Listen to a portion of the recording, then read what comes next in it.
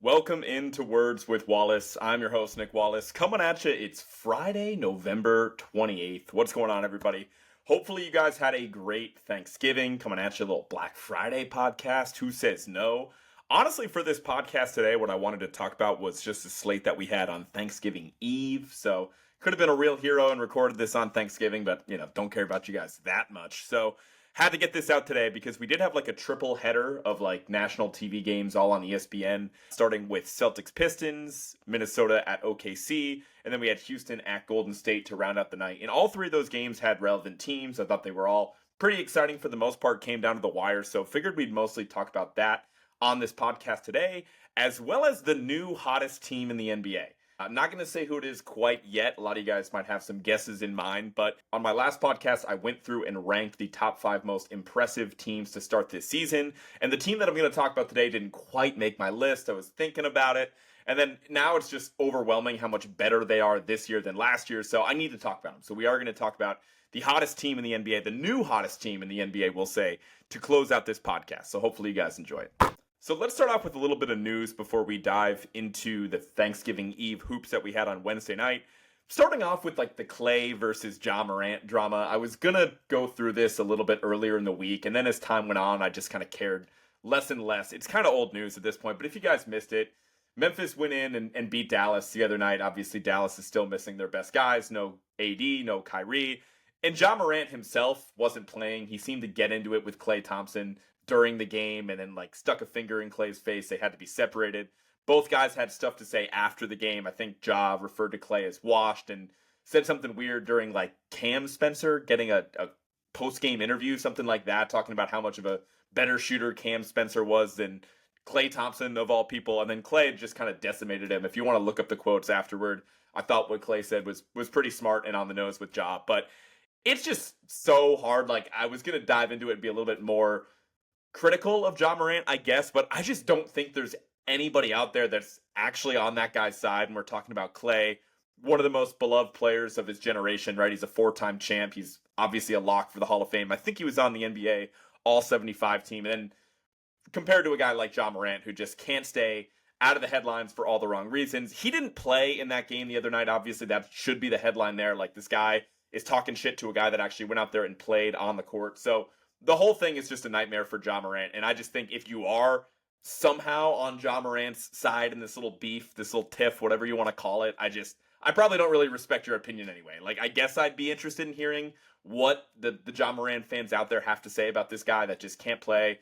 It's just so full of himself and is beyond inefficient when he does play. Like, he's just so disappointing right about now. So it's not really worth getting into any further than what I just did. So if you guys have any other commentary on that, let me know. On some more positive news, sticking with the Dallas Mavericks, I guess in some ways, Anthony Davis is actually going to play tonight versus the Lakers. I think the game's in LA, so I'm excited to wrap up this podcast before that game tips off. I think the Mavericks could be a really different team with AD. They remind me a lot of the Clippers in that they have a lot of decent pieces around, but their top 2 players, their top 2 stars are just so unreliable. If those guys aren't going to be out there on the court, then they're not going to be a good team. It's as simple as that. You're just asking way too much of Cooper Flag and a decent supporting cast around him right about now to carry the team. But I think suddenly with like a top 10 player in the NBA when he's healthy and Anthony Davis, like this team can look very different. Now they're going to be climbing themselves out of quite the hole, and I don't know if they can actually turn it around to be a real threat this year by any means, but I think they're a lot better than what their record has led on. I think they're like 4-15, something along those lines. It's really bad right now for the Mavericks, but I think it could immediately flip with AD back in the rotation. Kyrie should be back later in the season. They did get the shitty news that Derek Lively is now dealing with another foot issue, and they're saying he's only going to be out 7 to 10 days, but when we're talking about a reoccurring injury at this point, especially for a guy that's like, what, 7'2", something like that, dude's that big, and foot injuries really at any size are just a very high risk of re-aggravating that injury, and I just am certainly not bullish on that timeline for Derek Lively. I think he's going to be out a lot longer than 7 to 10 days. I think the Mavericks are just trying to save face, but hoping that guy can get healthy. Like, we just haven't seen him take a real leap, even when he does play, because like the minutes have been so sparse since like the start of last season. So hopefully he gets back in the lineup here pretty soon. Sticking with LA, obviously LeBron's back in the mix. He made his season debut about a week ago. I think both of the games that he's played, or 2 of the 3 games so far that he's played, are against Utah. They won both of those. They also won a game against the Clippers. He looks awesome, man. Like, obviously the scoring's down a little bit. He's only had 17 points per game so far in this young season, but the percentages are there. Again, they're asking LeBron to do a lot less because not only is Luka one of the best players in the NBA, like we all know, Austin Reeves has been balling out of control this season, right? Not just as a scorer, but also as a playmaker. So the fact that you have like three guys that could feasibly step in any given night, get you 30 and 10, maybe they'll all do that on the same night one of these games, like it really isn't that far-fetched. And JJ Redick's doing a great job of managing the minutes around those guys. So I'm pretty bullish on the Los Angeles Lakers, man. They've been a lot better than I expected. They're a team that honestly I wish I had talked about but couldn't quite carve them into these segments. But they're currently, I believe, the number 2 seed in the West. LeBron's gonna be back in the mix. It should be a fun game against Dallas tonight. So looking forward to that one. And then finally, some other news as I'm recording this. It's Friday, November 28th. It is the last night of NBA Cup group stage tonight. And so we do have a week and some change until the knockout stage starts on 12-9. So I was going to go through and like tell you who's ahead in all the standings, but I'm like, might as well wait one more day, right? We'll go through that before the knockout stage starts in my next podcast in all likelihood. So no point in really speculating. I know a lot could come down to point differential and whatever, but look, as much as I love the NBA, I can't sit here and say that I really care about, hey, this team needs to beat this team by X amount in order to clinch the final spot. Like, I'm sure the players care about that because there is enough money at stake, but the narrative that like the fans should care about this and like, hey, this is the third year of this, we should believe in this because of X. Like, there isn't really a reason like that for the fans. Like, I'll take the fact that these guys do seem a little bit more engaged and it's something different to start the season, but I'm not going to be crunching the numbers to see who's going to be making the cut out of the group stage in the NBA Cup. It's just not happening. So let's keep it moving. No Celtics corner this week because technically they did play on Thanksgiving Eve, and I'm just kind of rolling this segment right into the heart of this podcast. So they had that first game against the Detroit Pistons, at least the first game on the national TV slate on Wednesday night, and it was an awesome game. Celtics won this one 117-114, and honestly, my hopes were pretty low coming into this one, to say the least. I mean, Detroit was on a 13-game winning streak.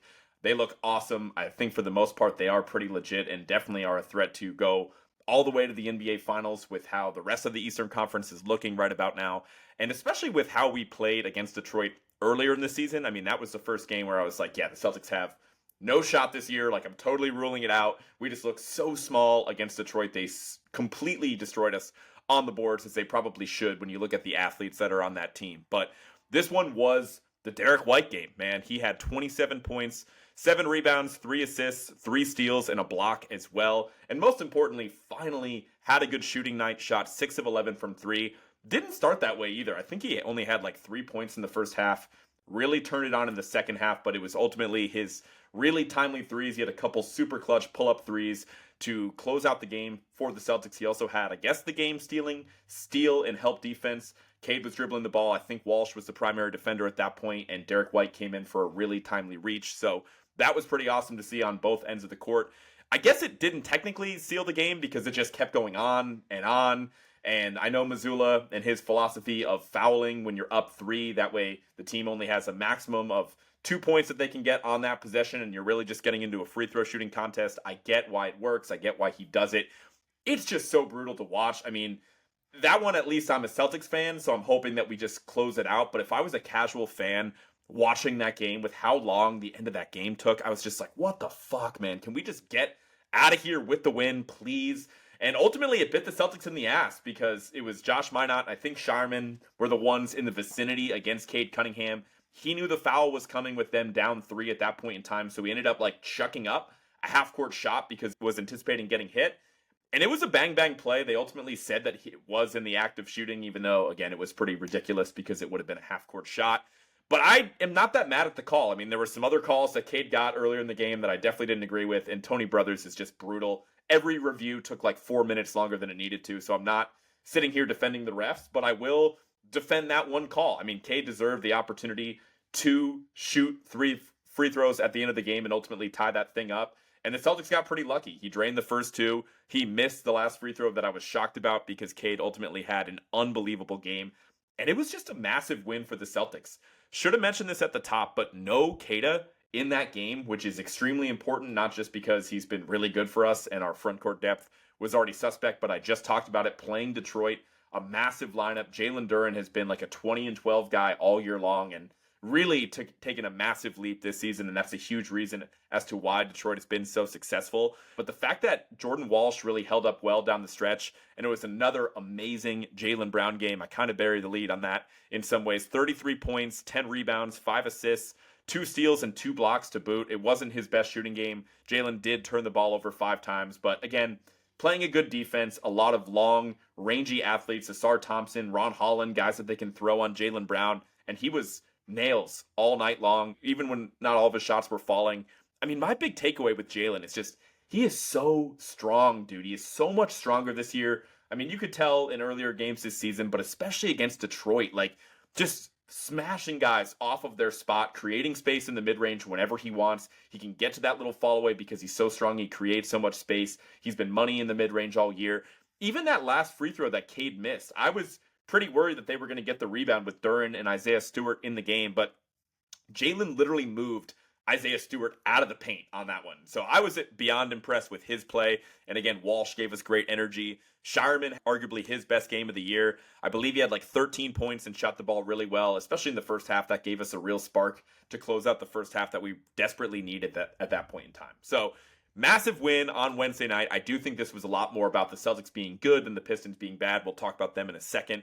Totally willing to ignore that Celtics loss to the Nets that they had earlier in the week. I mean, that was awful. Michael Porter Jr. completely torched us, and Derek White looked like he was like dead in that game. I mean, shit, the way Mark Jones talked about Derek White on the broadcast, you would think that he was dead or just an awful player. Like, Mark Jones could not believe the game that we were getting out of Derek White, which I get it. You got to tell the story of the season and whatever, but we can't be that surprised. Like, it was a matter of time with Derek White. He's way too talented of a player to have at least as poor of a year shooting the ball as he's had. So, looking at the standings for the Celtics before we talk about the Pistons, they are 10-8. They are the number 8 seed in the Eastern Conference, 2 games above 500, and I feel like that's a pretty fair spot. I think that's a deserving record. I know the advanced stats have us a little bit higher than that, but just looking at where we are kind of settling in the East, nearly a quarter of the way through the season at this point in time, you know, the teams above us, like, there is a chance that Toronto and Miami cool off, but that's not a sure thing, especially not to the point where they would be lower than the Celtics. Like, I feel like it's not necessarily fluky that those teams are above us right about now. And the teams below us, like Milwaukee, they should pass us eventually once Giannis returns. It's been really rough without Giannis. They've lost 6 in a row, but I am assuming that once Giannis is back in the lineup, it should be pretty soon here that they will bounce back and eventually pass us in the standings. Ultimately, I think for the Celtics, it's going to be a dogfight between us, you know, Chicago and Philly for those final play-in spots. I think that that's right in the range that we deserve to be. And any other team that I didn't name below us in the Eastern Conference, I'm obviously not too worried about. So really happy with how things are going for the Celtics. It's great to get a statement win. It's still a fun team to watch, man. Ultimately, like, we shot the ball really well from 3. I think it mostly came down to the fact that we hit 23s on 47% shooting compared to 11 threes on 30% shooting for Detroit. But I'll still take it, man. That's why you watch the Celtics this year. Every game can be close. We will have a shot in any of these games depending on how we shoot from the outside. And I'm not going to take too much stock in this loss for Detroit. I still think they are mostly a really legit team. Ivy's settling back into the lineup now, and ultimately the bench for Detroit was pretty awful in that game. Like, they didn't really get a spark at all. And so with that in mind, the Celtics bench is definitely less talented than Detroit. I think that's just the way it goes, and most games aren't going to be like that. So I think Detroit's ultimately going to be fine. They just had an off shooting night. Cade was still awesome down the stretch. Most of the time he's going to make that free throw. I was pretty disappointed in Duren in this game, just relative to what he did the rest of the year. I think he still finished with 16 rebounds, something like that, maybe even more, and I was disappointed because it just felt like he should have dominated the game more than he did with the small ball lineups that the Celtics were getting away with, like having guys like Jaylen Brown and Jordan Walsh guarding him. Duren's not just a run and dunk guy anymore. Like, he's mostly a run and dunk guy, right? But he does have like a bit of a face-up game now. Like, that jumper from like 8 feet is kind of money, and he does have some athleticism to blow by defenders as well. But we were just swarming him with an immediate double team, reaching all over the place. We probably got away with some calls as well, even though a lot did go Detroit's way in that game. So with more experience, I think Duren is going to get better. He was really the only player I was expecting more from, just given the matchup. But ultimately, Detroit is going to be just fine, and I don't think that 13-game win streak was too fluky. A lot of it was product of the schedule, but I think they could easily finish the year as the number 1 seed in the East unless Cleveland or New York really gets their shit together here. So let's move on to the next game of the night, which was Minnesota at Oklahoma City. The Thunder won this one 113-105. And I was pretty excited about this one. Just any time you get a Thunder game that is relatively close heading into the home stretch of the game. You got to take it, man. And Minnesota, to their credit, consistently gives the Thunder better games than nearly any other opponent in the NBA. And I think that's because they actually have the youth and somewhat of the depth to compete with OKC. Certainly the youth and athleticism that OKC just destroys teams most nights. At least they have somewhat of a matchup that they have to be worried about when they play Minnesota. And ultimately in this one, OKC came out on top. It was another 40-something piece game from Shea. He's unbelievable. There really wasn't much doubt down the stretch that Minnesota wasn't going to come out on top. I mean, Ant was great in this one. I'm really impressed by Ant's handle. They were picking him up full court, and the way that he's able to just blow by a guy like Cason Wallace, who normally gives teams a lot of trouble and just slows teams down getting into their offense. He just blows by them, bounces off a big man and finishes at the rim. Like, he did that a couple times down the stretch, and it's just amazing to see how much he's developed. But it was an awful Randall game. Like, McDaniels was pretty bad in that one too. DiVincenzo, he's just there to chuck threes. He's not my favorite. He had a miserable turnover really late in the game too, and it just seemed like somebody else on Minnesota needed to step up in that game. And I don't want to be too reactionary to one game. Obviously, I really enjoy watching the Timberwolves, but I do feel like part of the reason I wanted to talk about this slate of games on the podcast is I have some real takeaways. I feel like Minnesota's just in the spot. Somebody needs to take a leap. They're relying on Ant way too much. They're way too predictable at the end of these games. And at first, early in the season, it looks like it could be Jaden McDaniels. It absolutely still can be, and I think that's easily the best bet. Like, if his offensive game at his size and the way he moves for a guy that tall, I feel like does have the potential to be a special player, but either he needs to make a leap. Terrence Shannon, he actually had a really good game at the Thunder. He can just get to the cup on anybody, so maybe if he stays healthy and they're able to carve out more minutes from him. Rob Dillingham, it's not looking good, dude. I'd love for him to make a leap as well, but I'm kind of ruling that one out. Like, it's hard enough for a small guard, and now it just feels like the energy transfer on his jump shot, like the way he's moving and jumping, like the timing just kind of seems off, and there's just way too much motion going on with that shot right now. And if you're not a plus shooter at that size in the modern NBA, it's just going to be so tough for a team to carve out minutes for you. Like, I'm not saying it's dead, because he is just a second-year player, and I really liked the talent, and he's just, again, he's so fun to watch, dude. But it is a bummer for him right about now. Like, Jalen Clark as well gives you a lot of energy on defense. Like, somebody needs to make a leap for Minnesota. I do think they're going to be in these games, and I just think the modern NBA, like the youth and the depth that these teams have, and Minnesota checks both of those boxes. Like, Gobert, it was an awful offensive game for him, but he's still, all his numbers of like what he does for rim protection and the on-off splits with Minnesota's defense with Gobert out there versus not out there is night and day. Like, he's still such a valuable player that Minnesota is going to be in the mix down the stretch. I don't take them serious as a real contender unless one of those teams makes that leap, but I'm not really banking on that right about now. And then OKC will give them some more flowers. Not that they need it. I mean, to be honest with you, they are the real hottest team in the NBA. Like, that is the real lead here with this podcast, but the Thunder are just so good it's almost boring. Like, I didn't want to make an episode out of it, so they're not going to be the team we're talking about later. That's why we're talking about them now. They're 18-1. I think they've won 10 in a row, so they now have the longest winning streak in the NBA. They are just now tonight getting Jalen Williams back as well. Like, this team is just loaded, man. Their depth is unbelievable. The defensive intensity, it just looks like you're watching a different sport than nearly any other team on a night-to-night basis. Like, the intensity, the way that guys are backpedaling, like, the amount of retreat dribbles that you see versus the Thunder is just not even close to any other team. I legitimately believe that 74 wins or more, I guess, could be in play for this Thunder team. What they've done without Jalen Williams this far into the season is just so damn impressive. Obviously, they're going to need Shea to stay healthy. He's really the only non-negotiable with this team. Like, obviously, you'd love to see Chet and Hartenstein and all the other guys stay healthy as well, but I'm not even going to say it's a requirement, because we saw how good the Thunder were last year, missing some of their bigs for large stretches of the season. But excited to see Jalen Williams tonight. And again, what else can I say besides the fact that 74 wins is on the table for this OKC team? That was another fun game as well. So let's move on to the final game from Wednesday night, which was Houston at Golden State. Houston got a massive win here, 104-100, and this was the Reed Shepherd game, dude. He was unbelievable, and they needed every ounce of what Reed Shepherd gave them, because they were down. No KD, no Tari Eason, still no Dorian Finney-Smith. I think he should be back soon at this point, but I don't really know. And no Steven Adams as well, and obviously they are not going to have Fred VanVleet all year long. And Reed finished with 31 points, 9 rebounds, 5 assists, a steal, and 2 blocks as well. And he was just doing it at all levels of the court. confidence has never been an issue with Reed Sheppard. I mean, even from the first night of the season, the shots he was willing to take against OKC on opening night were like, whoa, like you really haven't done anything to be shooting those shots. But for a guy that was losing minutes to Josh Okogie just a couple weeks ago, damn, did they need his offense tonight. And even Şengün didn't have it going. I mean, he had 16 points on 39% shooting, which was pretty disappointing given the lack of size that Golden State had. No Al Horford in that game either, but Draymond was pretty great defensively in this game. But for the most part, like the 1-2 punch of Reed Sheppard and Şengün was great. Like they would have him coming off handoffs. They were running the whole offense through him, trying to, again, the amount of handoffs that he was catching, getting into those mid-range jumpers, he was just money. Had a nice dunk in traffic as well. Like he's a way better athlete than what you would think just looking at the kid. And then of course, defensively, look, he's not the best, but like his hands are so fast. He's going to get blocks. He's going to get steals at a much higher clip than you'd expect. And because he is such a great athlete, he is so quick, and because he knows when to gamble, he's going to be able to survive out there. And Ime has no choice but to play him now.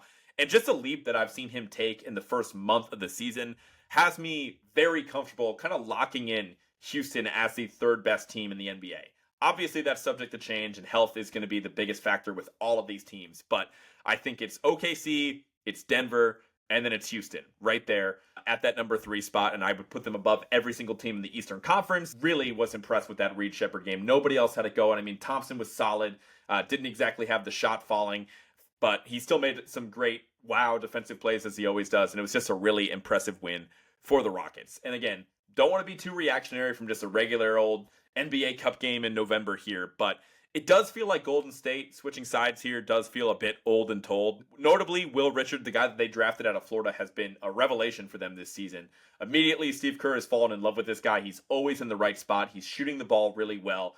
I've kind of tried to zero in on him a bit because I, again, don't watch a lot of college basketball. Like, I'd heard the name, but didn't even know where he got drafted. I don't think he was a particularly high pick. And so I'm like, who is this guy? Where did he come from? And really kind of dialed in on his tape and just the energy that he plays with. He's a really great rebounder for his size as well.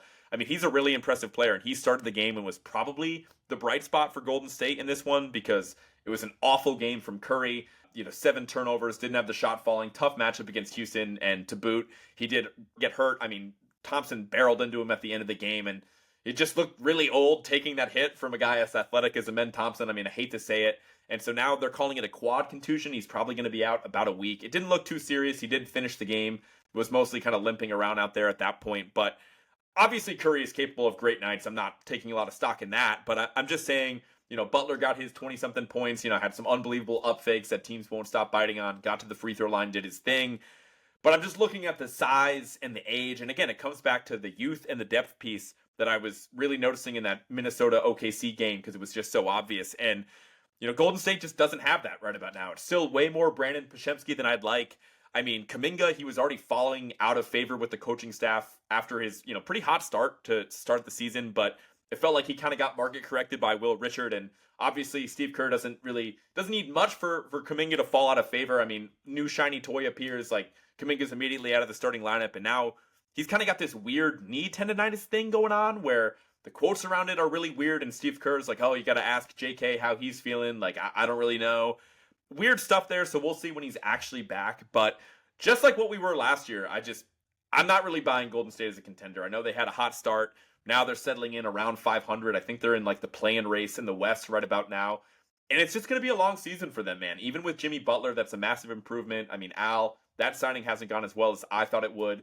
He still has time to, kind of get into form as the season goes along. But when we're talking about actual contenders, I don't really feel bad crossing them off in the West. I don't know who's really touting them as that, but they need to make a really splashy play.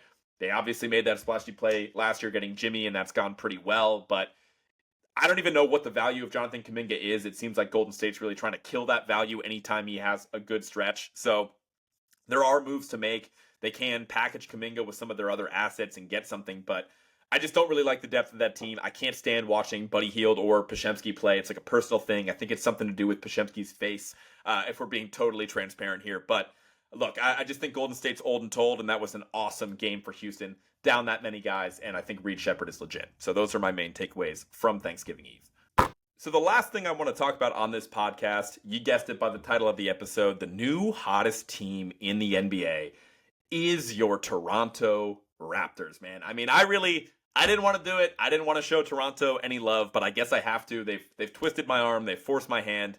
I mean, I said it as like they were an honorable mention when I was talking about the top 5 most impressive teams to start the season on my last podcast, and I had Toronto as like an honorable mention. I mean, I had kind of drafted out the podcast earlier in the week, and then Toronto just kept winning. But I'm like, I don't like the Raptors or their fans, so I'm not going to put them there. But it's unavoidable at this point. So let's get to it. Let's show them some love. They're 14-5. They're the number 2 seed in the Eastern Conference, and they've won 9 straight.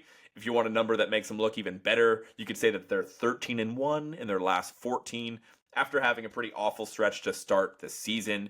If you take stock in the advanced stats, they are 7th in offensive rating over the last 10 games and also 4th in defensive rating. So topping the charts right where you'd think there'd be based on that record. And their most recent win was pretty awesome. They played Wednesday night as well. I didn't watch that live, but kind of got the gist of that game by watching the highlights and whatnot. It was capped off by a Brandon Ingram game winner in the mid-range over Indiana. The Toronto broadcast tried to tout Brandon Ingram as the notorious BI3. Just wanted to air that out. Connor brought that to my attention. Maybe they've been calling him that all season. Ingram has been pretty awesome for them, but I don't know. It just feels like a lot of words for a nickname. You can't just be like, oh yeah, notorious BI3. It doesn't exactly roll off the tongue. It did play. It did play for that game winner. I mean, maybe they were just saving it up for them, but you guys can decide on what we think of that nickname. But moving on, like I do want to say that Toronto is definitely better than last year, right? I mean, they had a really disappointing year last year. It should start with Brandon Ingram since they are the new shiny toy here. Getting Brandon Ingram for 1 first-round pick like they did at last year's deadline was awesome value. I mean, Ingram was hurt. He didn't end up playing. I don't think he played like at all last year, if I'm not mistaken, or at least from that point that they traded him like onward. It does really suck that the first-round pick that they traded, I looked into this, it was actually Indiana's first-round pick. Now, this was obviously before, Indiana was in the midst of a really great season. They obviously made it all the way to the NBA Finals, and so who could have foreseen like the horrible Halliburton injury and then just the terrible luck of injuries that Indiana has had to start the year? And for what it's worth, like Indiana, they can't possibly finish the year that low, how low that they are in the standings. Like it's still going to be a great pick. It's still going to be a lottery pick, but I don't think it's going to be top 5 or anything crazy because Indiana still has too much talent. They would have to get really egregious with the tanking. So it does suck for Toronto that pick is much more valuable than what we thought at the time that they made that trade. But look, Brandon Ingram for a first-round pick is great value. I'll leave it at that. He's averaging 22 points, 6 rebounds, and 4 assists on really good efficiency despite being a pretty average three-point shooter. I mean, he's like 31% this year is whatever. I do think he'll be better than that at season's end, but he's such an awesome mid-range scorer, man. Like, they're doing a lot of deliberate effort to get him the ball at the end of games and running the offense through him at like the high post or like even the low post just because he does have that, turnaround fade is so tough to stop with all the length that he has. And just a cool player. I mean, I'm a mid-range guy myself, so I love anybody that can shoot that shot at a high level, and he's definitely that, and you definitely see it at the end of games, just like what we saw on Wednesday night. Scotty Barnes is still the best player on this team, and he is the heart of the Toronto Raptors. He's given you 20 points a game, 8 rebounds, 5 assists, and he's taken a leap this year in his own right. I mean, the efficiency is way up. He was taking a lot of bad shots, really because he had to. Like, I didn't want to be too critical of Scotty Barnes, and I know Raptors fans are just too defensive of the guy. Like, the point guard Scotty thing, like, at times I see it because he does have phenomenal vision, but other times I'm like, if you're running the whole offense through this guy, he just doesn't have the talent to be a top 15 offense if he's going to be your centerpiece. But now it feels like they do have the right pieces around him where it's starting to come together. He is shooting 40% from 3 as well, which is a massive leap than what he was last year. It is just 3 attempts per game, and he's not the best 3-point shooter despite what that, percentage number that I just said. So I think that's good that he's cutting back on those more difficult shots that don't really suit his game, but he is strong as shit. He does have a bit of a post game to him, and he does look great in transition, especially when he's able to find open shooters and whatnot. The 3-point shooting as a team, I can't really get there. Like, most of their best 3-point shooters are coming off the bench. I know Grady Dick's had a rough start, but Jacoby Walter's been shooting the lights out the ball. Mamu from the Spurs, who they got last year, who I went to some Spurs games late last season with no Wemby, and I was blown away by Sandro Mamu Shelley, or whatever his name is. People call him Mamu, but he's been awesome for Toronto this year. He is like breaking efficiency metrics. He's shooting like over 50% from the field and over 40% from 3. Like, he's been a real threat to be 6th man of the year, as crazy as it sounds. I mean, I don't think it's really going to hold up, but the rest of the starting lineup, you have Quickly and Barrett, who I'm not sold on, but they're definitely capable players that can create their own shot. I mean, Jakob Pertl is still there. Like, they seem to love him in Toronto. He's really their only conventional big man option. And he did miss a stretch earlier in the season where they were getting slaughtered on the board. So that might be something that they want to address if they want to really ride this thing out. And look, I do think that at least their bench, they have guys that I like. Like we mentioned Mamu, we mentioned Grady Dick. I love Ochai Agbaji, who just cannot put the ball in the hoop to save his life this year, and so they're winning despite of that.